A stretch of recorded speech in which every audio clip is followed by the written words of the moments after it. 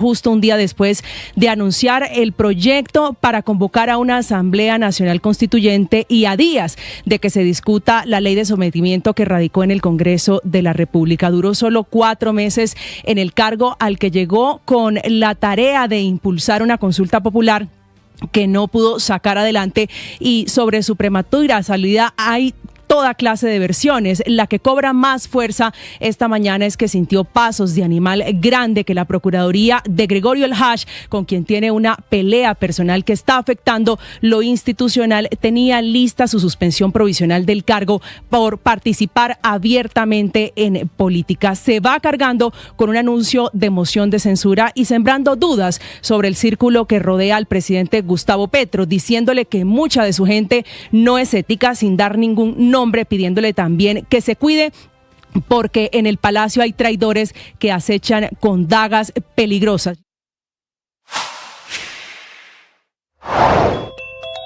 (7:55) termina la consulta del pacto histórico con el presidente Petro, que es el jefe del partido que gobierna y ejerció y se metió en política, diciendo que la registraduría aún no está preparada ni en su software ni en su aparato administrativo, que es una gran descalificación al trabajo que hizo ayer durante todo el día la registraduría.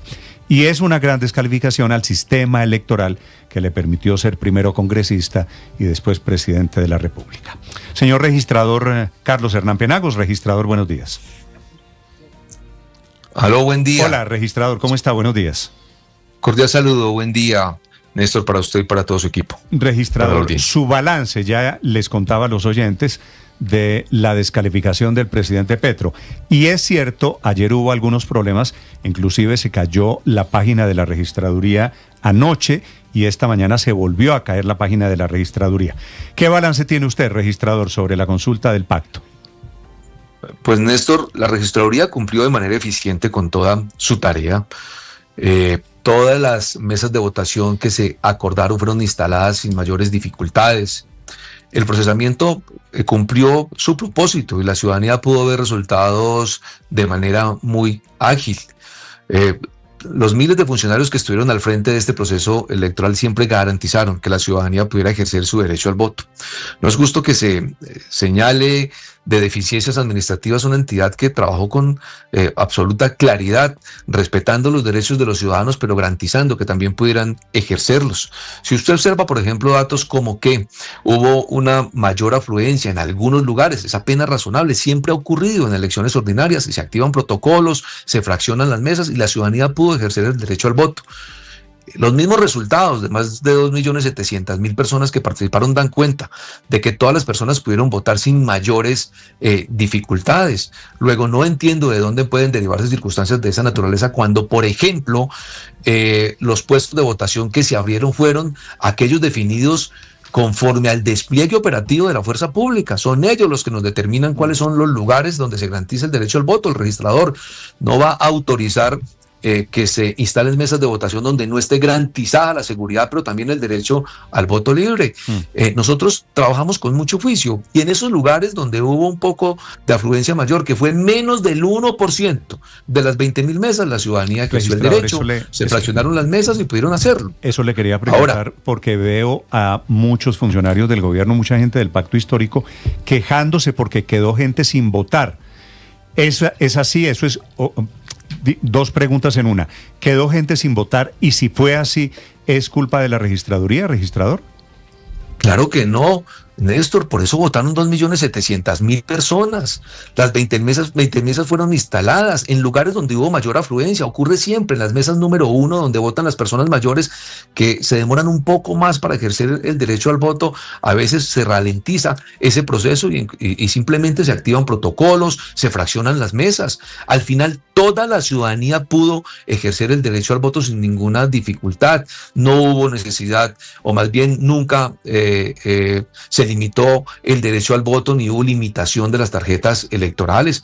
Me parece injusto cuando se establecen circunstancias de esa naturaleza. En relación con la página, Néstor, la misma registraduría, y eso ocurre normalmente cuando se observa que hay circunstancias de amenazas.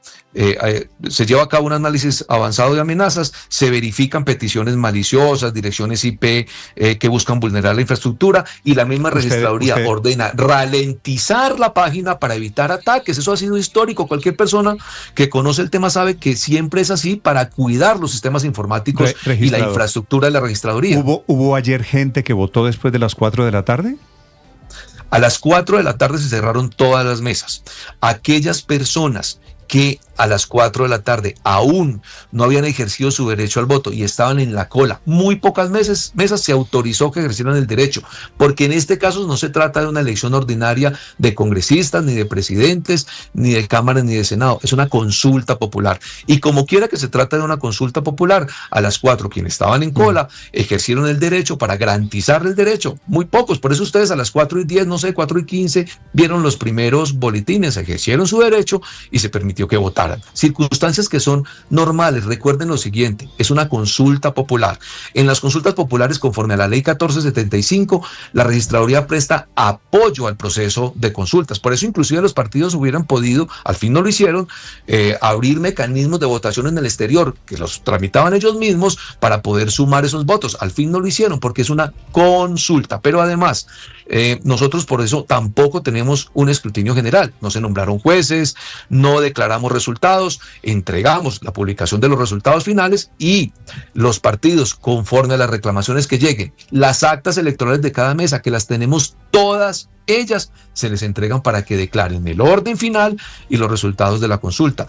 Recordemos, esto es una consulta popular, no es una elección ordinaria. Por eso hay 20.000 mesas que fueron acordadas con los partidos. Todos los partidos firmaron un acta del 3 de octubre donde se establecieron tanto Unión Patriótica, Colombia Humana, Polo Democrático y Partido Comunista, que se determinaban 7 millones y 20.000 mesas. Sí, pero eso al final no es implícitamente amplía la jornada de votación. Se lo pregunto porque leyendo la ley 1475 de 2011, que usted también nos trae a colación, registrador, le leo lo siguiente: sí. En las consultas populares se aplicarán las normas que rigen para las elecciones ordinarias.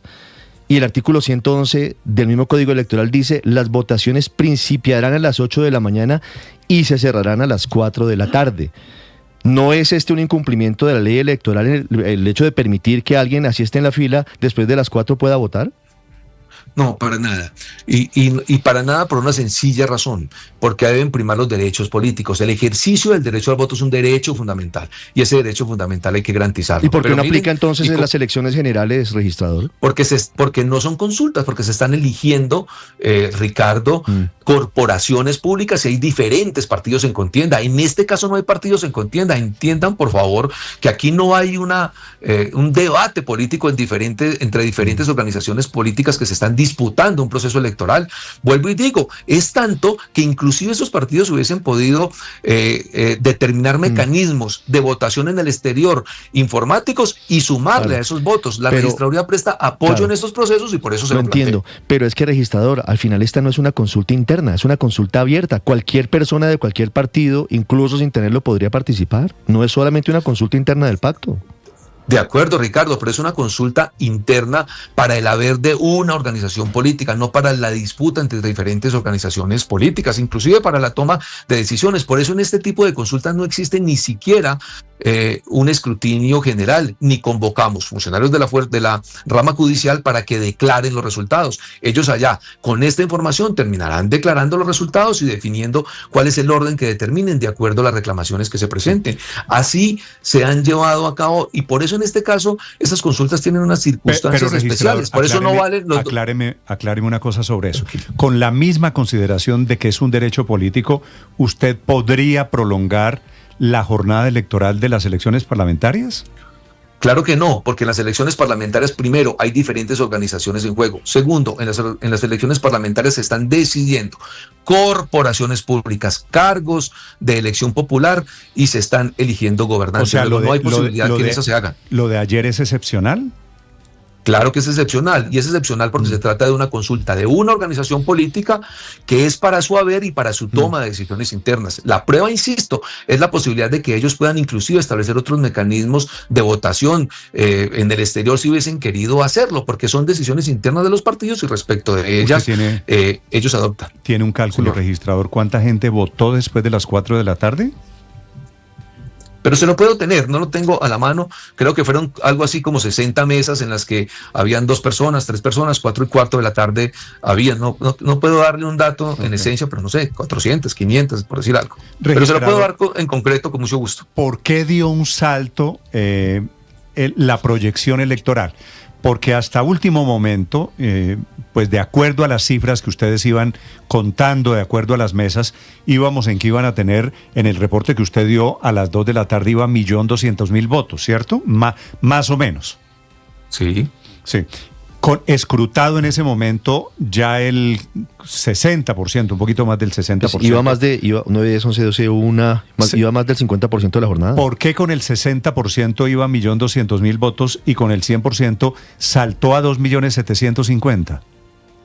Bueno, entonces 2 cosas. Frente al tema de los anuncios que hace la registradora durante la jornada electoral, es decir, cuando no se han cerrado las mesas, lo que hace la registraduría es por voz, no es un tema electrónico.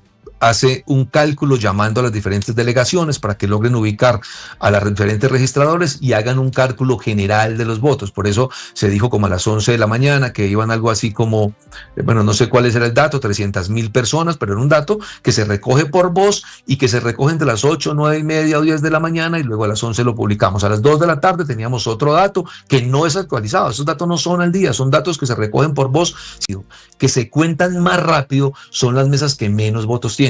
Y las mesas que tienen muchos votos, se demora mucho más el conteo por parte de los jurados, la clasificación de cada uno de los estamentos, Cámara, Senado y Presidencia, y obviamente suben de manera importante los datos de publicación. Esa es la razón, porque aquí no se puede hablar de porcentajes, nunca, y miren ustedes, nunca en las elecciones de corporaciones los boletines van creciendo de manera porcentual, nunca ha sido así. Insisto, las mesas, por ejemplo, de Unicentro, las de Bogotá se procesaron muy rápido porque pues los votantes no eran tantos, y las mesas donde hay tantos votantes obviamente se demoran mucho más, se van acumulando y luego eso va elevando y de alguna manera disparando los resultados electorales. Yo quiero decir lo siguiente, Néstor, aquí quienes han procesado estos votos el día de ayer son las mismas proveedores que han procesado históricamente los votos en Colombia, y déjenme decírselo, todo se ha hecho de manera transparente y impecable, y se los digo con honestidad, se los digo con toda claridad. Lo que ocurre es que no pueden ver los resultados de corporaciones o este tipo de resultados como un boletín que tenga que crecer de manera porcentual. No funciona así. Luego, esa es la forma en que se procesan los datos. Lo que sí les puedo asegurar es que hay prueba. Tenemos todas las actas electorales de cada una de las mesas para que los partidos decidan si esos son los resultados que definieron, si hay reclamaciones de los candidatos a Cámara y Senado. Pero aquí hemos trabajado con toda claridad, a pesar de 1000 cosas. Mire, solo una cosa final que quiero que ustedes me permitan decirlo. Lo primero, pues enviar mis condolencias a la familia de Nancy Valencia, una funcionaria de Alto Baudó, que en el traslado desde una vereda de un corregimiento parece que se estrellaron 2 lanchas y murió. Y en segundo lugar, también enviar solidaridad a la registradora de Yopal, que ayer fue amenazada por las FARC, la declararon objetivo militar. Fue necesario llamar a todos los órganos de seguridad de la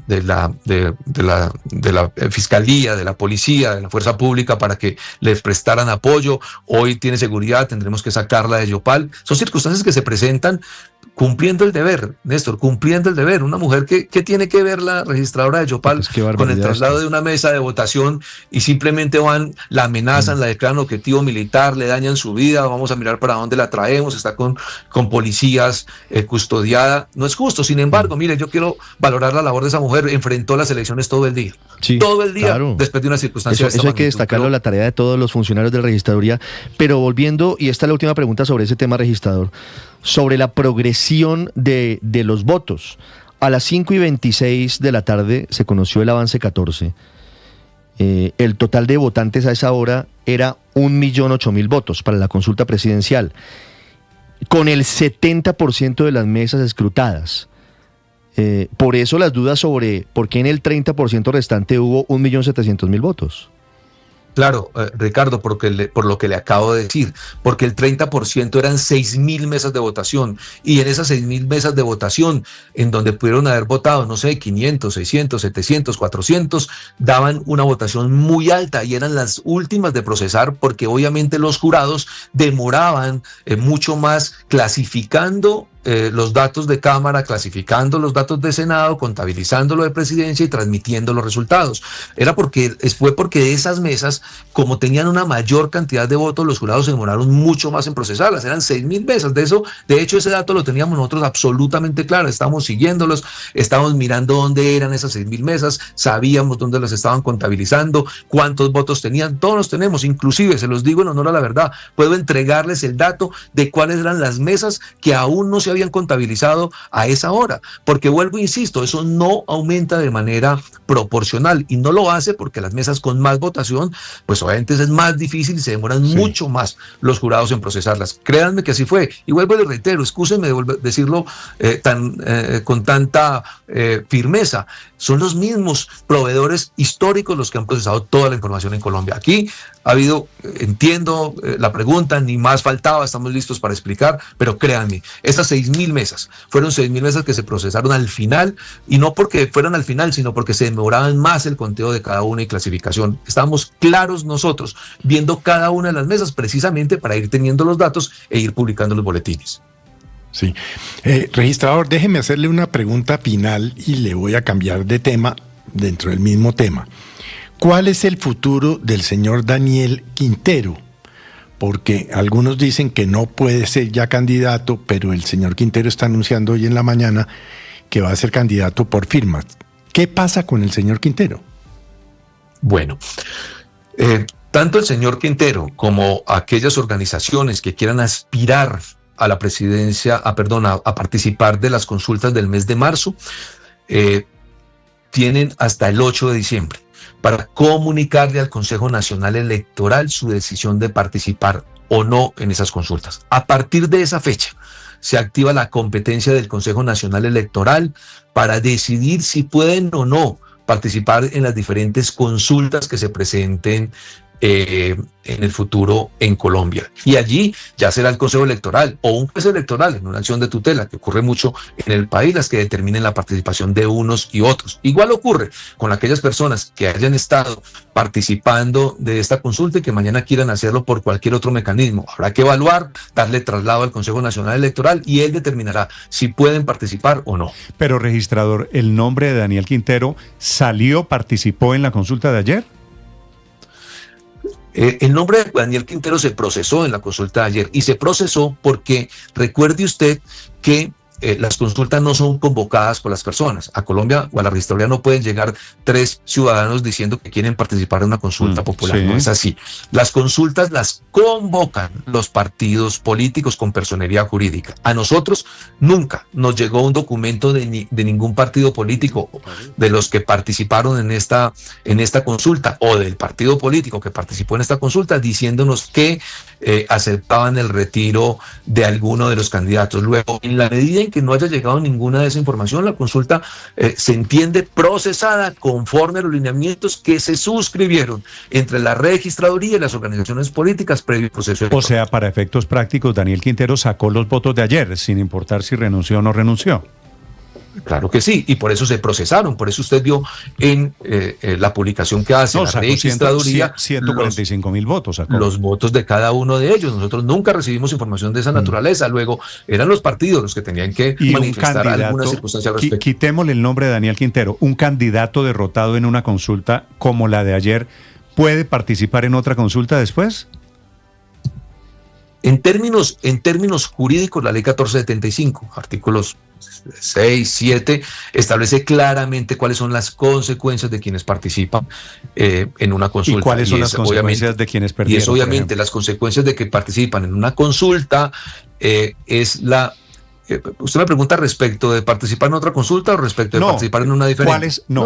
¿Cuáles son los efectos de haber participado en esta y de haber perdido? Porque una cosa es ganar y otra cosa es perder para estos efectos. Es que quien participa en una consulta se somete a las normas que establece la ley 1475 y tendrá que acompañar las decisiones que tomen los partidos que hacen parte de esa consulta. Esa persona, luego, así funciona. Sí, es decir, esa persona, doctor Penagos, quitémosle nombre propio, no podría participar ni en marzo ni en mayo. Es decir, ya queda por fuera de la carrera presidencial.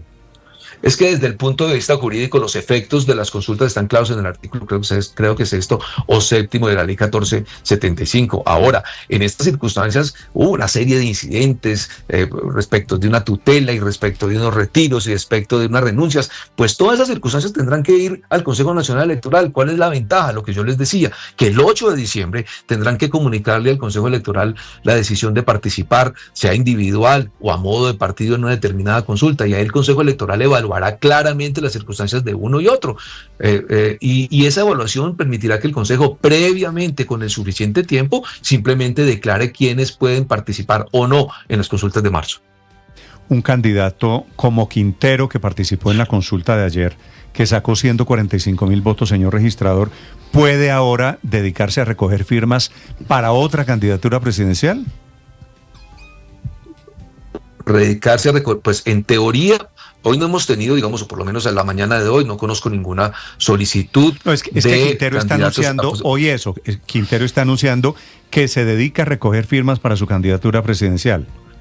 Bueno, el proceso de recolección de firmas fuera de la siguiente manera: hay que constituir un grupo significativo, un comité promotor. Ese comité promotor llega a la registraduría, propone un candidato, la registraduría avala el candidato para que empiece el proceso de recolección de firmas. En estas circunstancias, si ocurre una circunstancia de esta naturaleza, lo que tendría que hacer la registraduría es enviar esa solicitud al Consejo Nacional Electoral para que evalúe, en función de las consultas que se llevó a cabo, o no recoger firmas, y si está en condiciones jurídicas de hacerlo o no. No tengo, pues, digamos, información al detalle. Hoy, por lo menos, que yo sepa, no ha llegado esa solicitud a la registraduría, pero en el evento en que llegara, el camino adecuado es que, como quiera que se trata de una persona que ya ha estado involucrado en una consulta anterior, el Consejo Nacional Electoral deberá decirle a la registraduría si se puede autorizar o no que recoja firmas y que se inscriba mediante ese mecanismo. Pues sonaría muy raro, la verdad, un poquito contralógico, que se haya presentado a una consulta, perdió en la consulta y ahora quiera inscribirse a través de otro mecanismo, que sería este de... Es que los partidos nunca enviaron a la registraduría la solicitud para retirar a Daniel Quintero. De acuerdo. Entiendo que él está diciendo yo renuncié, pero el partido no lo renunció. Los tres partidos no enviaron una carta pidiéndole a la registraduría que lo retirara de la consulta. Y está documentado, nunca llegó una solicitud de los partidos expresando algo respecto del retiro de cualquiera de los candidatos de esta consulta que se llevó a cabo. Luego, la registraduría no responde circunstancias derivadas de solicitudes personales, y no lo puede hacer simplemente porque no es la competente. Luego, en esa solicitud, cuando llegó una individual o algo, pues no podía pronunciarse de fondo porque, insisto, en Colombia las consultas son convocadas por las organizaciones políticas con personería jurídica. Muy bien, es el registrador Hernán Penagos esta mañana en Blue Radio. Registrador, gracias por acompañarnos aquí en Mañanas Blue. Feliz día, señor registrador. A ustedes, muchas gracias. Felipe, sobre el tema de Daniel Quintero, sí, está dándole las gracias a los 150.000 votantes que tuvo. Entonces ¿sí lo reconoce los votos? No. Gracias porque votaron a pesar de mi retiro. Bueno, primera aclaración, no son 150.000, son 145.000. Segundo, se retiró pero no se retiró, ¿no es verdad? Sí, se dejó contar. Sí. Nos explica el registrador algo que es clave, y es que los partidos políticos, el Polo Democrático, el Partido Comunista y la Unión Patriótica no formalizaron que eran los encargados de solicitar el retiro de la aspiración de Daniel Quintero. Yo puedo decir, Felipe, aquí renuncio, pero si no paso mi carta de renuncia, pues la empresa no está notificada de mi renuncia. Básicamente eso es lo que pasa con Daniel Quintero, que está anunciando, por otro lado, después de los 145.558 votos, que inscribirá firmas y que intentará ser candidato presidencial para el año entrante. Lo que pasa es que va a haber una discusión gigante alrededor de claro, él lo que quiere es... Pero al escribir firmas, la pregunta de fondo, Néstor, es simple y llanamente, como se inscribió por firmas, puede entrar a la primera vuelta o a las elecciones. No, Pues. él no podría, Felipe, porque él ya participó en una consulta. Es que y, yo y creo- que se ese es el obliga, tema se de obliga a fondo. reconocer Felipe, el resultado de esa consulta y no yo- puede ser yo candidato por creo fuera de que- esa Bueno, consulta. pero que Daniel Quintero no reconozca algo que, a ver, Sí. Pero es que está la ley. Sí, Felipe, pero eso sí estamos todavía, aquí hay algunas instituciones. Lo de Quintero... Pero bueno, Felipe, está claro que él todo- lo que quiere es todo- provocar la discusión todo y es una provocar el payasada. show y como le van a negar, digamos, en algún momento la posibilidad de la inscripción, pues porque va a venir el tema jurídico de que hay que aplicar el artículo 7º de la ley 1475, pues él va a hacer un show y se va a amarrar Esto con termina- una cadena en esto alguna termina- parte, todo y va a eso va a interponer pasar. va a Sí. interponer 10 tutelas y nos va a tener de tontos hablando de él y en que el cada proceso payasada que haga. judicial porque lo quieren frenar y que va a resetearla. Todo eso, de un tracalero como Quintero, esperen cualquier cosa. Felipe, la política termina reseteando a Daniel Quintero increíblemente, que yo creo, pero esto lo definirá, lo Él mismo, confirmará el Néstor. Consejo Electoral. Él Creo mismo se que él reseteó. mismo se quedó inhabilitado. Es que ese artículo séptimo al que hace referencia insistentemente el registrador es absolutamente claro. Mire, dice, se entiende que un precandidato ha participado en una consulta cuando su inscripción ha quedado en firme de conformidad, Y quedó como en firme, efectivamente y quedó en pasó. firme, Y a no hay renglón duda. seguido dice, quienes hubieran participado como precandidatos quedarán inhabilitados Claro. para inscribirse como candidatos en cualquier circunscripción dentro del mismo proceso electoral por partidos, movimientos, grupos significativos de ciudadanos o coaliciones partidistas. Sí. El artículo eso es parece clarito. claro. Lo que pasa es que él dice que él se inscribió a una consulta e hicieron otra, porque él dice haberse inscrito a una consulta de un solo partido y que después fue interpartidista, terminó siendo de un solo partido, ¿no? Entre otras cosas, el argumento de Quintero en el entretiempo, digamos, se cayó porque él decía que él no se había inscrito a una consulta interpartidista, sino a una consulta de un solo partido, y la consulta terminó siendo de un solo partido, terminó siendo una consulta del polo, No, del Héctor. polo democrático. No Es se que- va, nunca, No, la nunca consulta no es aceptaron, interpartidista. nunca aceptaron el retiro ni del Partido Comunista ni de la Unión Es que Patriótica. había tres partidos, Polo Democrático. Y no Unión se, o sea, Patriótica, si ellos se habían Partido mandado una carta retirándose, la consulta fue de los tres. Sí. Y Pero, ese, Néstor, bueno, aquí toda esta cadena, el meollo del y asunto- toda esta cadena increíble de payasadas fue producto de las malas comunicaciones y de decisiones internas de estos partidos que se metieron solitos en este embrollo. Pero, Néstor, mire, el meollo del asunto lo revela el registrador en esta entrevista y dice que los únicos que podían retirar la candidatura de Daniel Quintero eran quienes la habían inscrito, que eran los partidos. Y todos vimos cómo Daniel Quintero tuvo varios choques contra esos partidos, muchos de ellos no querían que participara, lo llevaron al comité de éticas, protestaron los candidatos, de hecho terminaron renunciando varios de los precandidatos, María José Pizarro, Susana Muhammad, Gustavo Bolívar, justamente por el ingreso de Daniel Quintero y para apoyar a Iván Cepeda. Y todo esto ocurrió porque dentro del pacto histórico y varios de los partidos no querían que entrara Daniel Quintero. ¿Por qué entró Daniel Quintero al final? Porque el presidente Gustavo Petro dio la orden.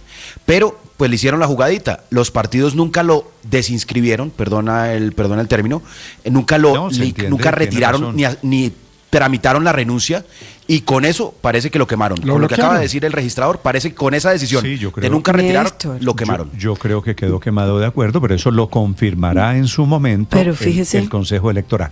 María yo creo Consuelo, que señora. su destino es el mismo de Carolina Corcho y debería conformarse con que con el 6% de los votos de la consulta Vaya al Senado. vaya al Senado. Ahí ya tiene su curul prácticamente garantizada. 145.000 votos y que sea senador, mejor dicho. Con eso debería estar de A fiesta. propósito, tiene razón María Consuelo. Pero los veo muy Ya les voy a optimistas. contar quiénes son los ganadores, los sobrevivientes Los ve- en esa lista al Senado del Pacto Histórico No, que quedó ya los veo- medio definida. Los veo muy optimistas porque el destino de Quintero, disculpe, no es ni las firmas ni el Senado.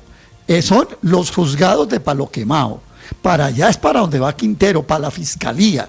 Aquí lo retiraron, Petro lo hizo retirarse porque está salpicado de corrupción de la cabeza a los pies. Ese es el futuro de Quintero, por más cuentos que nos eche, que va a recoger firmas y que va a ser candidato a subir escaleras, doctor Quintero, y ojalá le vaya bien, porque si no termina en la picota. Y una cosa son esos problemas judiciales con un cargo público y otra sin cargo público o sin candidatura. 8:23 minutos en Mañanas Blue.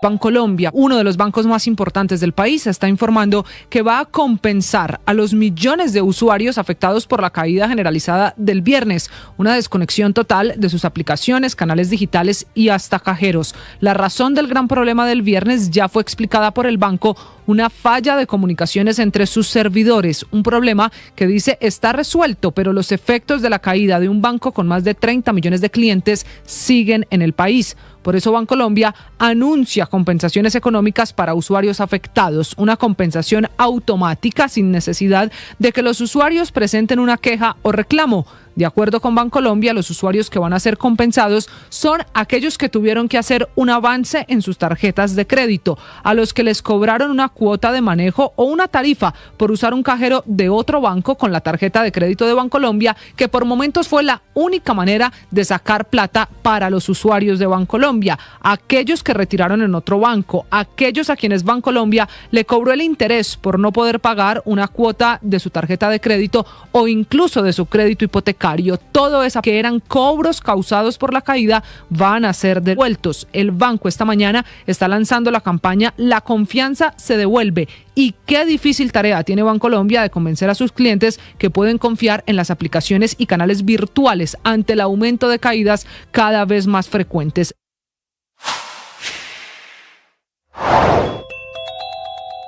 Esta madrugada terminó el conteo de los votos en la registraduría, que dio a Iván Cepeda como ganador oficial del pacto histórico en la consulta de ayer, partido que finalmente llegó a 2.750.000 votos. Una cifra buena para ellos, nada despreciable, teniendo en cuenta que era un día frío electoralmente, no de elecciones parlamentarias, solo de la consulta de la izquierda. Es una buena votación, pero ojo, también es cierto, mucho menor a la votación que el mismo pacto histórico había logrado en el 2022, cuando Petro le ganó a Francia Márquez y a Camilo Romero en ese momento, cuando votaron 5.800.000 colombianos.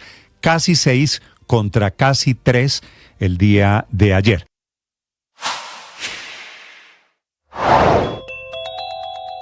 Sanciones personales para el presidente a cambio de sanciones comerciales para toda Colombia. 3.000 empresas y 5 millones de empleos que hoy respiran un poco más tranquilos y en momentos donde arrecia la guerra arancelaria de Washington, que ayer mismo le puso aranceles adicionales del 10% a su vecino Canadá, golpeando duramente más de 3/4 partes de las exportaciones canadienses que van para los Estados Unidos y desatando una tremenda e inevitable recesión económica en dicho país, mientras que el 40% de las exportaciones colombianas que van para los Estados Unidos, es decir, unos 15.000 millones de dólares anuales, se salvan esta mañana gracias a la inclusión en lista Clinton del presidente Gustavo Petro, de su esposa Verónica Alcocer, con quien está todavía legalmente casado. Puede que esté separado, pero sigue legalmente casado, con sociedad conyugal vigente, vida financiera conjunta, patrimonio mutuo, bienes compartidos, deudas comunes y cuentas bancarias entrelazadas. En la práctica, marido y mujer en el registro civil colombiano, también para el Departamento de Estado norteamericano. El precio de las acciones, las monedas y lo que pasa en las bolsas se lo cuenta Mañanas Blue. Noticia económica de esta hora, 8 de la mañana, 27 minutos. Yupi, Víctor. Sí, señor, tiene que ver con Yupi, una emblemática marca colombiana, Néstor, con cerca de 4 décadas de tradición en el país, una marca de snacks, porque siguen las movidas dentro del Grupo Nutresa hoy controlado por el Grupo Gilinski. De un lado sigue intentando recomprar más de sus propias acciones a través del mercado de capitales, también ha hecho desinversiones y de otro lado está agregando otras compañías, Néstor, a su portafolio de alimentos. Nutresa logró una operación para quedarse con el control de la empresa Alcora y de sus compañías subordinadas, entre ellas la muy tradicional Yupi, que ya antes inclusive del negocio con el GEAC, que le permite quedarse con Nutresa, era controlada por la familia Gilinski, me refiero a Yupi. Así que Yupi estará de ahora en adelante, Néstor, dentro del portafolio de alimentos de Nutresa. ¿Qué está incorporando Nutresa en este momento? Marcas como las papas rizadas, Golpe con Todo, Tosti, Yupis, Copelia, Tosti Maíz, entre otras. Todo ese portafolio de Yupi hará parte ahora del portafolio que empezará a ofrecer el grupo Nutresa, incorporando todas estas marcas de Yupi. De otro lado, recordemos que Nutresa espera la autorización de la Superintendencia de Industria y de Comercio para poder comprar la cadena de helados Mimos, y es la noticia empresarial con la que iniciamos esta semana. En mercados vemos Víctor, no sabía, Copelia, las cocaditas Copelia, ¿son de Yupi? Copelia, sí, claro, las de leche. Son una maravilla. Corazoncito. Leche y arequipe, creo que vienen las dos. Caigo por algún lado con el tema. Es que siempre las ponen en la registradora de los usted, supermercados. Y eso es una tentación absoluta. Buenas, ¿no? Compra impulsiva se llama eso, Ricardo, que es lo último que usted coge cuando ya va a pagar. Es verdad. Terrible nota para el bolsillo, pero... Anóteme ahí. Sí, exacto. De los chicles y de los charms, en fin. Recuerde usted de todas maneras que Yupi fue fundada justamente por el gran patriarca de ese grupo, por Isaac Gilinski, hace casi 50 años. Luego de alguna manera vuelven y recompran lo que era de ellos, es decir, el grupo Gilinski, a través ahora del portafolio de todo el grupo, de acuerdo, tiene todo el sentido la integración que se está anunciando esta mañana. En consecuencia, Víctor, Yupi hará que es caleña, grupo Gilinski, originalmente del Valle del Cauca, se mete a todo el portafolio de Nutresa, que es o era de Medellín, ¿verdad? Yo tengo entendido que tiene su origen en Antioquia, la marca Yupi. Y ahora el señor agente comercial de Nutresa, pues cuando ofrezca los Yupi, comercios... No, señor, tiene entendido mal. No, Yupi es caleño. Yupi es caleño, Víctor. Siempre ha sido... Yupi es caleño. Fue el buque insignia de la familia Gilinski, de don Isaac Gilinski, ¿no? Con Rimax. Lo que es caleño es Nutresa y el sindicato antioqueño. Eso es paisa. Antioqueño. Nutresa es paisa. Lo que es antioqueño, quiero decir. Sí, de acuerdo. Claro. Con Rimax lo dije. Sí. Muy bien, Víctor, son las 8 de la mañana, 30 minutos. Señor ministro del Interior, Armando Benedetti, buenos días, ministro. Buenos días a usted, a sus oyentes de la mesa de trabajo. ¿Cómo le va en la lista Clinton, ministro? Mal, golpeado. He dicho por ahí que los enemigos míos, que es la primera vez que pueden sacar bandera y ponerme el pie en el pecho, porque claro que esta vez estoy golpeado y claro que esta vez me dieron duro. ¿Y usted ya fue notificado, ministro, de los efectos de estar en la lista Clinton? Pues uno siempre, Néstor, habla sobre la lista Clinton, criticaba a las personas que estaban ahí, etcétera, pero hasta ayer y antes de ayer es que he venido a entender las implicaciones reales de la lista Clinton. Lo primero que hay que decir... ¿Por qué, ministro? ¿Por qué lo viene a entender ahora? ¿Qué le pasó? No, pues que estoy incluido en ella y me toca verificar bien y enterarme mucho más y conocer de verdad a través de abogados y expertos sobre ese tema. Uno antes pues sabía las implicaciones que tenía, como lo han dicho los medios de comunicación, pero son bastante severas y bastante perjudiciales y eso afecta. Pero usted ha intentado, por ejemplo, hacer una compra o ir a un restaurante, ¿ya le rechazaron una tarjeta de crédito, por ejemplo? Me la bloquearon, como a la hora, 2 horas que salió la noticia, me la bloquearon. Y la explicación que dan es que como eso es Master Visa, lo que le dieron a una persona cercana es que como es Master Visa y es de compañías gringas, etcétera, entonces me la bloquearon. Ahora, lo que se espera, lo que me ha dicho la gente es que me sacan por la puerta de atrás del sistema financiero, porque como los bancos están atados al sistema financiero gringo, ellos no pueden tener a alguien que esté en la lista Clinton. Pero hay una sentencia del año 99 que dice, de la Corte Constitucional de este país, que dice que como yo tengo un derecho adquirido y tengo un derecho de consumidor, no me pueden retirar, aunque hay una parte que dice que si es de manera objetiva lo pudieran hacer. Ese es un derecho que por training voy a pelearlo y voy a tratar de que se mantenga, porque no tener una cuenta bancaria solamente como, imagínense dónde le pagan el sueldo, etcétera, o manejar todo el efectivo, además de peligroso en este país, pues es una locura. Sí, ministro, no había caído en cuenta. Claro, todas las tarjetas débito o crédito están amarrados a una empresa o a Visa. Tienen o a franquicias internacionales. Entonces o a Diners. Tienen una asociación con bancos internacionales. American Express, todo eso. No, y no puedo hacer negocios con ninguna empresa gringo, ningún gringo me puede dar plata, ni yo puedo recibir plata ni gringo, ni nada que tenga que ver con algo de Estados Unidos. O sea, yo no puedo entrar mañana a un almacén de Estados Unidos que esté aquí, una franquicia que esté aquí, ni siquiera puedo ir a eso. Sí, ministro, ¿usted tiene cuentas en Estados Unidos? No, yo no tenía ninguna cuenta en Estados Unidos ni tenía ningún bien. No tengo nada de eso, pues eso no es lo que me afecta. Lo que es el tema reputacional, la difamación. Yo tengo hijos viviendo en el extranjero, pues los compañeros dirán que el papá es narcotraficante o terrorista, porque una cosa es la visa, como yo lo he dicho, que a ti te quiten la visa, a ti lo que te prohibían era ir a ver a Disney. Una cosa es que te prohíban ir a ver a Disney y otra cosa es que te metan con Osama Bin Laden. Son dos cosas completamente diferentes. Sí. Ministro, ¿cómo va a ser con sus hijos que usted tiene en el exterior? No, pues ellos ya son grandes, ellos ya están volando solos. Ellos no tengo que estar yo consignándoles. Ellos están hace mucho tiempo ya por fuera. La una tiene 38 y el otro tiene como 25, más o menos. Ministro, no depende. Su sueldo como funcionario público, como ministro, se lo consignan en una cuenta bancaria, ¿cierto?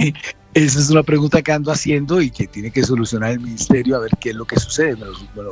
Me dan una cuenta bancaria que yo di, una cuenta que yo llevo más o menos unos 23 años, estoy en la misma filial y el mismo, como 25 Es decir, años estoy intentando imaginarme, ministro, cómo es la vida de una persona que aparece en la lista Clinton. ¿Usted cómo hace para pagar Spotify, por ejemplo? No, todo eso me fregué, todo eso se friega, todo eso se acaba, o sea, nada que tenga que ver algo con, bueno, pero Spotify creo que es holandés, no sé si es... Claro, pero para pagar necesitaría las tarjetas que tiene franquicia gringa. Sí, de acuerdo. A no ser que sea en efectivo y compre usted la prepagada. Exacto, todo eso. ¿Usted hace compras de vez en cuando, ministro, en Amazon, por ejemplo? No, yo no sé usar eso, yo para la tecnología soy cero. Yo el celular lo uso para tomar fotos y para el WhatsApp, de resto no sé nada. ¿Y para grabar videos? Lo hago con una cámara. Sí. Ministro, ¿dónde tiene usted cuentas fuera de Colombia? En ningún lado. ¿Solo cuentas en Colombia? Solo cuentas en Colombia. Si la hubiera tenido afuera, también las perdí. Sí. Porque todo el sistema internacional está atado al de Estados Unidos. No, porque si tuviese cuentas, por ejemplo, en Venezuela esto no tampoco. Pegó. Bueno, no, pues que aquí va a tener cuenta. Entonces el cuento es que si donde la tenga, donde yo la tenga, me frigo.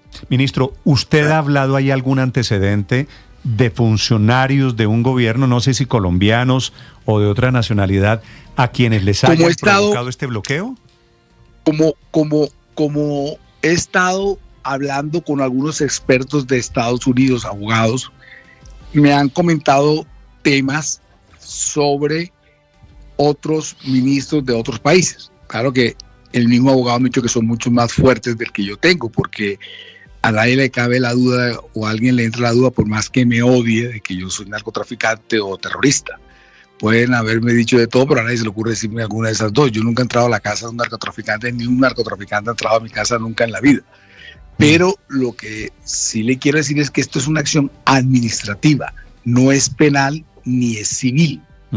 O sea, aquí no hay incautaciones, no hay ese tipo de Ministro, eso le quería preguntar. La respuesta que yo voy a dar, o la acción que yo voy a dar, es administrativa en Estados Unidos por ahora. ¿Usted tiene alguna pista, ministro, de por qué lo metieron en la lista Clinton? Sí, claro que sí, porque fuentes cercanas a la Embajada de Estados Unidos y al mismo Departamento de Estado me han confirmado que fue por los pronunciamientos que yo hice, que entre otras cosas se equivocan hasta en eso, porque yo no he sido nunca ofensivo ni contra el presidente Trump ni contra Estados Unidos. Yo lo que sí hice, lo hice aquí, en esta emisora, lo que hice fue defender que el presidente Petro no era narcotraficante, en lo cual ustedes estaban de acuerdo conmigo al principio, sino que el talante pero usted cree que funcionaba. ¿Usted cree que a uno lo meten en la lista Clinton por decir que Petro no es narcotraficante? En mi caso lo puede jurar porque lo tengo bien claro. No, porque me lo dijeron. Ministro, yo estoy de acuerdo con usted. Yo no creo que el presidente Petro sea un narcotraficante. Pero eso no me hace candidato a estar en la lista Clinton.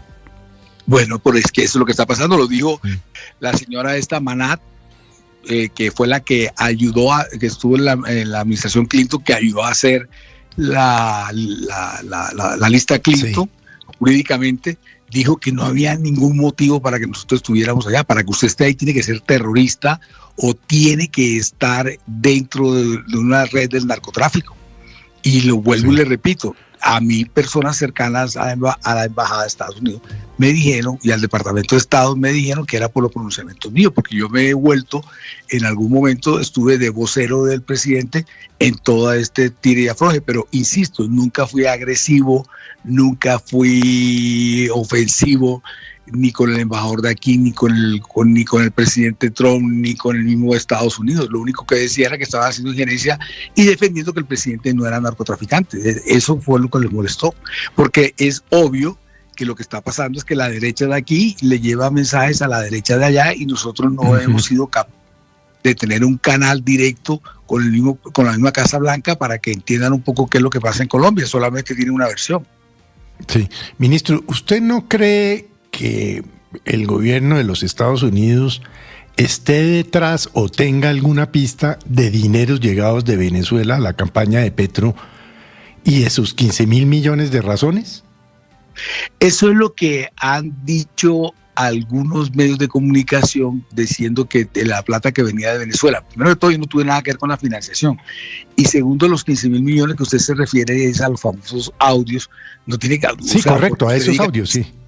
Exacto, porque usted diga 15.000 millones de pesos en unos audios, no, que además no tiene nada que ver con narcotráfico, que la prensa se inventa que tiene que ver con narcotráfico por fregar la vida, es una comunicación personal que no es un discurso mío, no es nada, ni hay la retroalimentación de la otra persona, porque estamos hablando de una tercera persona, entonces no, por eso tampoco te puede meter a la lista Clinton, como al lado de Osama Bin Laden, pues. Sí, pero ¿no cree usted que hay algo por ahí? Por el lado de Venezuela, Maduro. No, eso fue lo que metieron ahí los audios.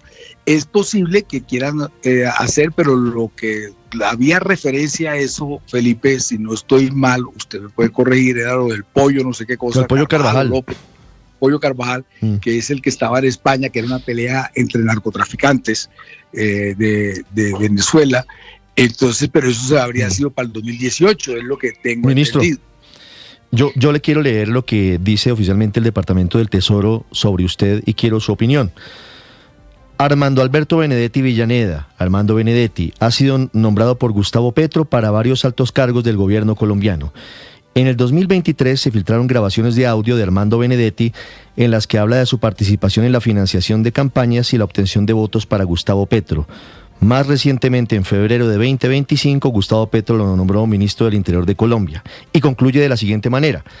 Nicolás Fernando Petro Burgos, Verónica del Socorro Alcocer García y Armando Benedetti están siendo designados hoy de conformidad con la orden ejecutiva 14059 en la lista Clinton por haber proporcionado o intentado proporcionar apoyo financiero, material o tecnológico o bienes o servicios en apoyo de Gustavo Petro. ¿Qué opinión le merece esto que dice específicamente el Departamento del Tesoro? Pues usted me da la razón. ¿Qué carajo dice esto para que te metan en la lista Clinton? Que le proporcionó bienes y servicios y apoyo financiero a una persona que está en la lista Clinton como es Gustavo Petro. Pero por eso, le estoy diciendo, en ese momento él no estaba en la lista Clinton. O sea, lo que le estoy diciendo es que a mí me meten es solamente porque si yo no fuera ministro del Interior se la pongo más fácil, no me meten. Así de fácil. Si fuera Armando Benedetti, estaría embajador allá en la FAO todavía, no me meto. Y es así de fácil de entender.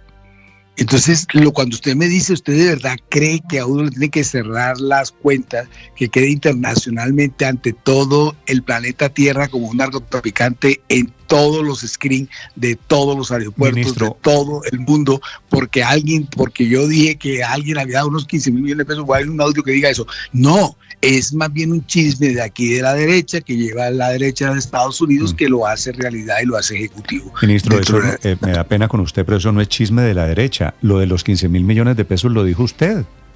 No, es chisme de la derecha de que fue el narcotráfico. ¿Cuál chisme de la derecha? No, lo dijo usted. Yo nunca, es que yo estoy hablando de otra cosa.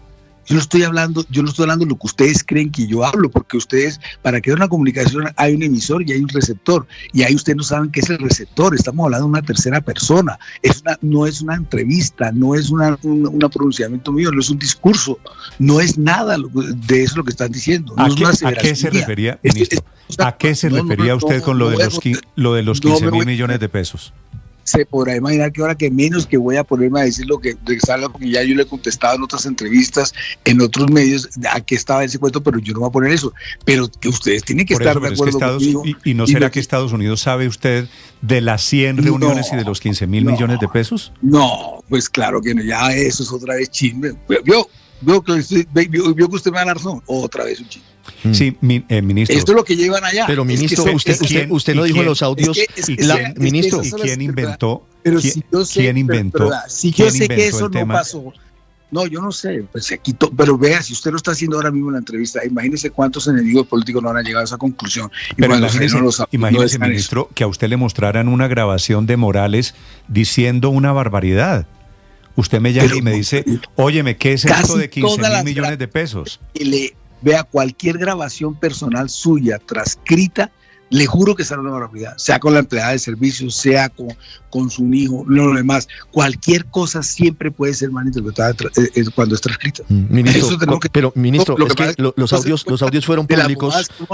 Ministro, los audios fueron públicos. Pero vamos a hablar de los audios. Y usted decía, es que ahí es donde usted habla de los 15.000 millones de pesos. Yo transcribo solo una parte. Pero a ver, estamos hablando de los audios porque dice el documento del Departamento lo del cita. Tesoro como una de las bases. Y yo estoy pero por eso, entonces si una frase de esa te hace estar en la lista Clinton, estamos locos. Laura, te lo juro por la vida de mis hijos que no pasará nunca. Nos hundimos todos, nos acabamos todos, nos vamos presos, acabamos todo, HP. Y eso sí, son feas las palabras, puede dar para pensar otra cosa, pero no para que crean que es narcotráfico como usted ha creído. Y ese chisme de dónde nació de que es narcotráfico, aquí en el país. Y lo traslada allá. Sí. Como no tenían absolutamente nada que decir, es lo único que tienen que decir que es lo de los audios. Porque por un pronunciamiento no te puedes meter la lista Clinton, pero a mí me dijeron que era por los pronunciamientos. Es que yo no le estoy mamando, estoy diciendo mentira a ustedes. A mí me dijeron del Departamento de Estado, ¿qué es eso? Yo no tengo ningún requerimiento de narcotráfico, nunca en la vida me he tratado con un narcotraficante. Pero aquí en el país, en ese momento hizo carrera de que la plata venía en el narcotráfico. Porque a alguien le dio la gana de decirlo, para hacer oposición y para joder la vida. Pero nunca ha habido ninguna prueba y ya se sabría, o ya habría una investigación sobre eso, etcétera. O sea, ha pasado de todo. A mí me han investigado, me han buscado todo lo que ustedes quieran. Que ustedes se les olvide que yo llevo 8 años desde que me pusieron una cantidad de demandas locas en el 2017 octubre ante la Corte Suprema de Justicia, que no es cualquier cosa. Parece que me hubiera escondido, no me hubiera dado la cara, hubiera impunidad, sino que yo he estado dando la cara todo el tiempo a todas las investigaciones. Entonces, yo no estoy diciendo mentira a ustedes cuando les digo que me dijeron que era por el pronunciamiento. En los últimos días, ustedes me entrevistaron, creo que 1 o 2 veces, en las cuales ustedes también fueron duros. De ese día que me hicieron la entrevista, que creo que fue hoy hace 8 días, si no estoy mal, la gente que me conoce me decía que la entrevista más dura fue, como siempre, la de Blue, en el sentido de que decía que el presidente Petro había exagerado con el presidente Trump y que por eso había habido esa respuesta cuando el presidente Trump le dice un domingo en la noche que es un narcotraficante y ahí empieza toda la pelea álgida. Sí. Oiga, ministro, recuerda usted que Bernie Moreno viene y dice es que va a pasar tal cosa, que lo dice el martes. Y pasó. Pero usted dijo que le había ido muy bien con Bernie. Sí, pero no me fue tan bien, vea usted. Oiga, ministro, su hermana Ángela, que es amiga mía, como lo ha sido usted por 30 años, ayer dice una cosa en su red de X, ¿qué hará Lady D1 con el yate que tiene en Miami de $10 millones? ¿De qué está hablando? Yo no sé, yo no hablo con mi hermana. ¿Usted sabe si la señora Alcocer tiene un yate de $10 millones en Miami? No, yo no sé esa información. Esa pregunta es para ella. Ella fue la que puso el Twitter y yo no lo había leído. No leo los Twitters de ella. Sí. Última pregunta sobre este tema, Paola, para el ministro Armando Benedetti. Sí, ministro, es que quiero volver a preguntarle por lo que usted le decía a Laura Sanabria. Si hablo yo, nos hundimos todos, nos vamos presos todos. Exactamente a qué se refería, qué era usted lo que tenía que hablar y que pues tiene por decir, entre otras cosas, que también ha permitido, según el ex embajador, ex canciller Álvaro Leiva, que usted de alguna manera chantajea al presidente y siga ocupando cargos dentro de este gobierno. ¿Qué era lo que usted tiene que decirle públicamente para que vayan todos presos y se caigan todos y se hundan todos? Cualquier cosa menos la que te estás imaginando, te lo puedo jurar. No tiene nada que ver con narcotráfico, no tiene nada que ver con dineros turbios de la campaña, no tiene nada que ver. No tiene nada que ver y es una conversación de rabia, y todos cuando estamos rabiosos decimos muchas cosas que uno no hubiera querido decir. En eso podemos estar de acuerdo todos, pero ahora a mí, que he cogido bastante rabia en mi vida, no se me quiere perdonar o se me quiere acusar de una sola cosa por eso. Ahora, con referente a que tengo algo para chantajear con el presidente, no tengo nada que chantajear, primero. Segundo, yo fui el jefe de campaña de la campaña del presidente Petro. Organicé una campaña que no estaba organizada. Si eso no te da para tener un alto cargo en el gobierno, entonces alguien tendría que explicarme en política y el periodismo político si yo no tenía derecho. Hay gente que dice que gracias a esa organización tuvo un buen suceso la campaña del presidente Petro y que llegó a presidente. Entonces, si eso no te da para tener altos cargos, al contrario, yo me sentí mal correspondido cuando me dieron los primeros cargos. Sí, y al final ese es el origen de esa pelea suya con Laura Sarabia en ese momento. Ministro, le quiero hacer una última pregunta sobre Carlos Le digo Eduardo. que no tengo nada que ver, me puede seguir haciendo preguntas. Sí, pero creo que el cuestionario está agotado. No, seguimos. Si usted quiere, yo se la sigo, pues. Carlos Eduardo Restrepo Osorio fue condenado a 11 años de cárcel en Estados Unidos. Él es el narcopiloto, él es el dueño de Sadi, y hay información según la cual Carlos Eduardo Restrepo Osorio, Sadi fue la compañía que contrató la campaña del presidente Petro para el transporte durante el 2022 del presidente, y de hecho es parte de la investigación en el Consejo Nacional Electoral. Y hay información según la cual el señor Restrepo Osorio está colaborando con la justicia estadounidense. ¿Usted teme frente a lo que pueda decir el señor Restrepo Osorio, con quien hicieron negocio ustedes con Sadi, sobre posibles actuaciones irregulares en la campaña de 2022? Es que usted dice ustedes como si yo tuviera tenido que ver algo con la parte financiera, económica o de contratación de la campaña. Lo mío era la política.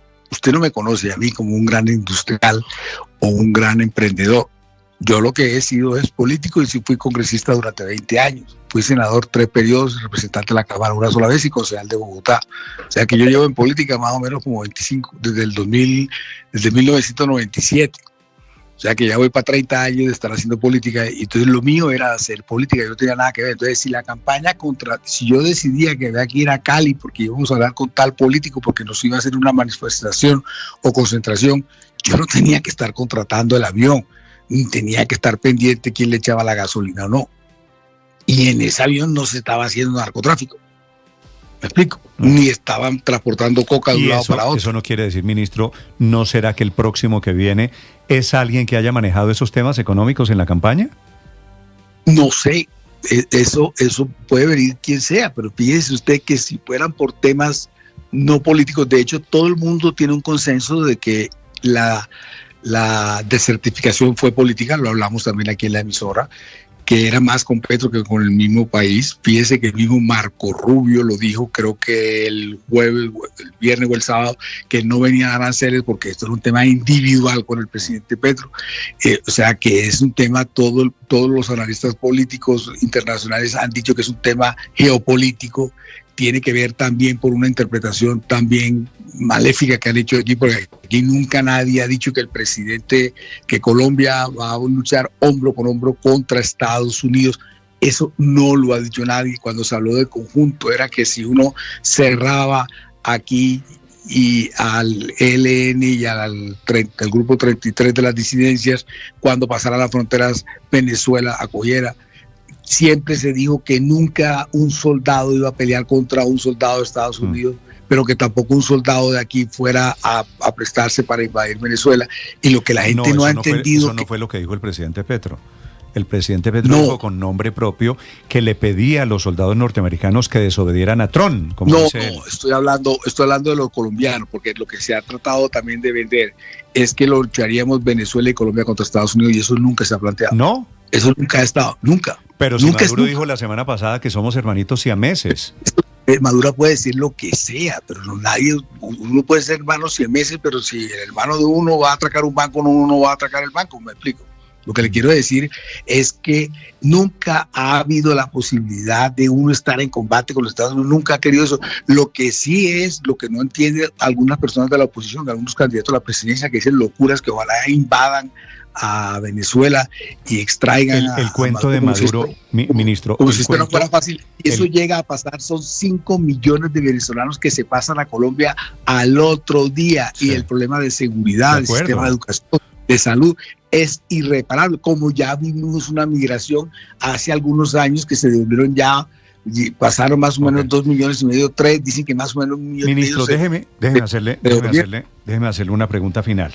Como vienen otros en la lista Clinton, usted no es el único. Es decir, en este grupito, Gustavo Petro, Nicolás Petro, Verónica Alcocer y Armando Benedetti, a ese grupito van a entrar otros. ¿Alguien en Estados Unidos le ha dicho por dónde va el agua al molino? ¿Quiénes pueden ser los que vienen? No, porque le repito, yo me he movido es por unos abogados, porque he tenido que entender bien cuál es mi situación, que no es cualquier pendejada. ¿Usted tiene ya abogado en Estados Unidos? He estado contactando a 2 y tengo que decidir mañana o pasado quién es la persona que me va a representar. Pero le repito, algo que no cayó en cuenta o no me supe expresar bien, es un tema administrativo y yo lo voy a encarar desde el punto de vista administrativo. Sí. Ok, pues puede haber otras formas de hacerlo, yo lo voy a hacer así, hay unos recursos y tal, y yo me voy por esa vía. Pero le insisto que esos contactos también me han hecho ver otra dimensión de las cosas y que también he tenido contactos con el Departamento de Estado, donde que me dicen que el error fue haber tenido ese pronunciamiento, que además no era difícil de entender. Eso me lo decía mi mamá, mi hermana, mi esposa. Decía, ya no jodas más con el tema de Estados Unidos que te van a fregar. ¿Le decían eso antes de la lista Clinton? Claro. ¿Y pasó? ¿Y pasó?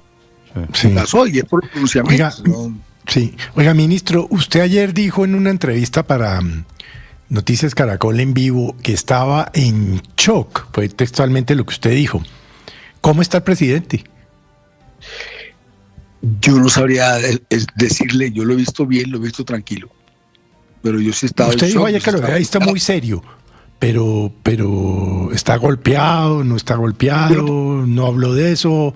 No, le puso cara de farol japonés, es decir, no quiero hablar del tema. No, esa cara no. Esa cara no la ha puesto y ha estado bastante sereno.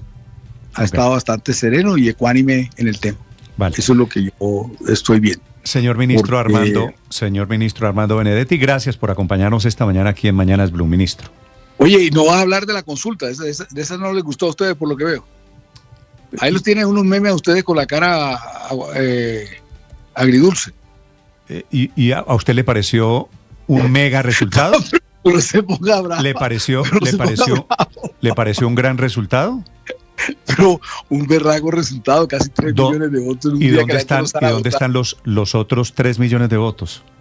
Porque, Néstor, los otros 3 millones de votos fueron cuando había actividad política porque se estaba eligiendo Congreso, y al elegir Congreso pues se mueve mucho más lo que es la política. Este es un día completamente congelado de octubre que nunca se había hecho para esta época una consulta, y 3 millones de personas. Yo le voy a confesar, le sugiero que no se eche ese cuento. Estamos a 3 meses de las elecciones parlamentarias. Pues claro que es época electoral. No es época electoral, Pero si eligieron los candidatos de las listas a Cámara y Senado. Pero si yo he hecho campaña para 5 del Congreso, este no es un momento en que usted mueve a la gente, porque si no se vuelve una locura desde ahora llevarla caliente hasta marzo. Esta es una época para ir a visitar la casa de los líderes, para ir armando los cuadros directivos de las regionales, de ir consultando, de ir recorriendo el barrio. Esta no es un momento para usted mover gente, de hecho es un problema. Yo pensé que usted no podía participar en política. Yo no estoy participando, yo estoy participando. ¿Usted y el presidente Petro no están participando en política? No estamos participando. Primero que todo es el partido, es la coalición nuestra. Quiero decirle, están jugando, así como jugaron con Trump, están jugando con el Procurador General de la Nación. El presidente Petro tiene una especie de inmunidad, porque solamente lo puede tocar la comisión de acusación. a usted lo coge el procurador, lo pilla participando en política, como han participado en política, y se les va a armar otro dolor de cabeza, ministro. El verbo pillar es feo, porque le voy a decir que es participar en política. Participar en política es que yo tenga un candidato e invite a votar por el candidato, número uno. Número dos. No, participar en política. ¿Y usted cree, tan participaron en política, ministro, sabe quién es el candidato más votado en las elecciones de ayer? ¿Quién? Su amigo, el barranquillero, Pedro Flores. Ah, bueno, pero ya voy para allá. Del clan de su otro amigo de los Torres. Del clan de su otro amigo de los Torres. Me dijo, quería que habláramos de política. Hablemos de política, ministro. Usted, bueno, ya le contesto eso, pero le voy a contestar lo primero. La cara de meme no es mía, ministro, tiene que ser la suya. No, pero ¿por qué se pone bravo? No se moleste. No, yo estoy, ministro, feliz. Pero déjeme contestar. Lo primero, participar en política es cuando uno tiene un candidato y dice, vote por este candidato. Lo segundo es que yo use recursos públicos o dinero público del erario para que constreñir el voto, para que alguien vote por esa otra persona. Número uno. Ahora vamos al tema de los Torres. Yo con el senador Pedro Flores, en los últimos 3 años, he hablado 4 veces nada más. Primero. Segundo, usted habla del clan Torres porque tienen un familiar en una cámara y otro lado. Pero cuando los Galán tenían 2 senadores en el Senado, usted no hablaba de clan. Como este no es mono ojos azules del country, entonces le parece un clan. Luis Carlos Sarmiento Angulo, que es el que da más plata para las campañas, que es el que se gana las 4G, eso no tiene ningún problema. Entonces yo no tengo nada que ver con esa votación que sacó el señor Flores. ¿Su tesis es que usted no participó en las elecciones? Tesis no. ¿Y que el presidente Petro tampoco participó en las elecciones? Pero es que, a ver, cuando usted llama participación es que alguien puede participar para que la gente participe. Cualquier presidente puede decir, participe, vayan a votar. Pero eso no está diciendo que está participación en política. De hecho, todo ciudadano está bien que promueva de que las otras personas salgan a votar, y lo puede hacer el procurador, el registrador, todo hecho. De hecho, el registrador pautó, como usted no tiene ni idea, yo porque no tenía plata, lo hice más o menos para los consejos juveniles, y para la consulta no se hizo, pero con unos recursos mínimos de que la gente participe. Lo bueno es que la gente participe en democracia, eso no es pecado. Vale. ¿Algo más por decir de la consulta de ayer, ministro? No, solamente que usted debería celebrar, que debería estar contento que la gente participó. No porque le haya ido bien al pacto, sino porque la gente participó. Sí, yo entiendo que usted está en plan de celebrar porque le fue bien a su pacto. No, estoy en plan de celebrar. Estoy tan golpeado que no me da para celebrar nada. Le iba a preguntar eso, ministro. ¿Qué pesa más en su estado de ánimo? ¿El desánimo por lo de la lista Clinton? ¿Qué pesa? ¿O lo que usted considera el triunfo electoral? Toda aquella persona que me odia debe estar feliz hoy, porque me pusieron el zapato en el pecho. Yo no estoy en ese grupo, ministro. No, yo sé que usted no, estoy hablando de otros. Vale. Claro que usted no. Usted se puso bravo ahora por la pregunta, pero yo creo que usted no me... No, porque es que me sorprende. Hasta aspiro que me quiera. Me sorprende un poquito, me sorprende un poquito cómo ustedes están participando en política, pero bueno, ese es otro tema, ministro, lo dejo. Entonces me llama el día para sancionarme y me toca llorar también por eso, deje de fregar con eso. Chao, ministro, gracias. Bueno, hasta luego. El ministro Armando Benedetti. Felipe, tengo una pregunta. Sí. ¿Qué quiere decir farol japonés? ¿Qué dice usted que el presidente Pedro está con cara de farol japonés? No, es que alguien decía cuando, ese es un cuento ahí familiar doméstico que no tiene ninguna importancia, pero cuando Alberto Lleras, que era un hombre muy frío, decía que era tan frío que quemaba, Carlos Pérez Norzagaray decía, cuando Lleras pone cara de farol japonés se jodió la vaina, y es que miran ahí con una mirada y se quedan calladitos, ¿no? Entonces, yo creo... Pues es un cuento doméstico, ¿no? Yo creo que tienen cara, Felipe, y tienen razones para tener cara de farol japonés. Son las 9 de la mañana, 2 minutos. Bueno, escribe el ministro... Escribe Héctor, el presidente Petro, comentando los resultados de las elecciones de ayer. Gracias a Trump se consolida el pacto como la primera fuerza política de Colombia y sin personería jurídica.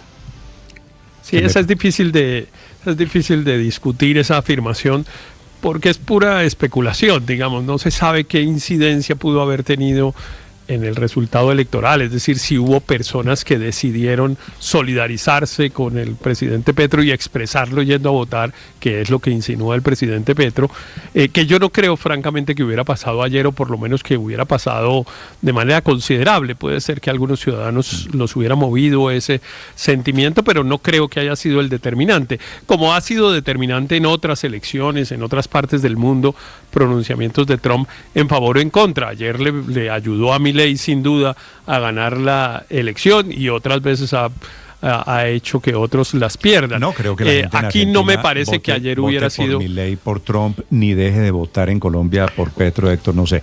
Eso me parece.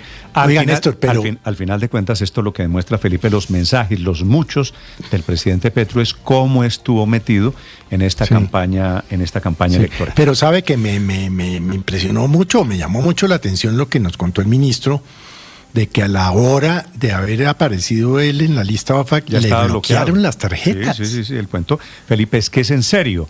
O sea, eso explica por qué el presidente ayer antier trinó diciendo que si los bancos colombianos arrollados al imperialismo, o sea, les bloquearon todo inmediatamente. Ya le voy a contar, Néstor, Felipe, porque hay novedades sobre ese tema y obviamente el sistema financiero en Colombia y en el mundo entera respeta Néstor, y le teme a la lista Clinton. Señor. Así como el presidente, a pesar del revés de la lista Clinton, celebró el resultado de ayer, se veía pletórico en varios de sus mensajes, salen también otros, por supuesto, a verlo como una derrota, los que comparan el resultado de la consulta del 2022, en la que obtuvo 5 millones de votos el pacto, o la del 2018, donde también tuvo algo alrededor de 3. Pero yo creo que para esto lo más importante es un análisis sereno, y en el análisis sereno, lo que vale la pena, omitiendo, digamos, la candidatura presidencial de Iván Cepeda o de Carolina Corcho, aquí lo que hicieron ellos fue conformar unas listas para el Senado y para las cámaras. Y en ese esfuerzo sacaron más de 2.700.000 votos. Para que tengamos una idea, la lista al Senado del Pacto Histórico en el 2022 obtuvo 2.800.000. En un día electoral, con más mesas de votación, con una campaña caliente. Yo sí coincido en esto con el ministro Benedetti, es que históricamente sacar a la gente en octubre es muy difícil, y por eso las consultas de la época de octubre sacaban votaciones de 700.000. Por ejemplo, el Polo sacó algo de cercano a los 500.000 votos en el 2010. La consulta liberal del 2010 sacó algo más de 1.200.000. Es decir, no es fácil sacar a la gente en un día como este. Pero de ayer. no habían movido las listas de Senado y Cámara en esas consultas. Felipe, entonces, ¿qué se puede esperar? Que por mal que le vaya al pacto histórico, en marzo repite el resultado. Y si repite el resultado, vuelve a tener una fuerza política cercana a los 19 senadores.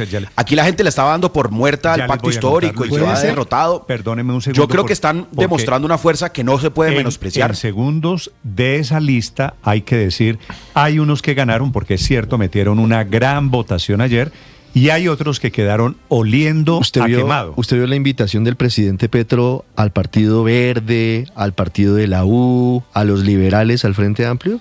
En segundos desarrollamos lo mismo del 22. La historia los de mismos los resultados electorales diferentes. ¿Quiénes van para el Senado? ¿Quiénes pueden ser los próximos parlamentarios del petrismo en Colombia? Estás escuchando Blue Radio.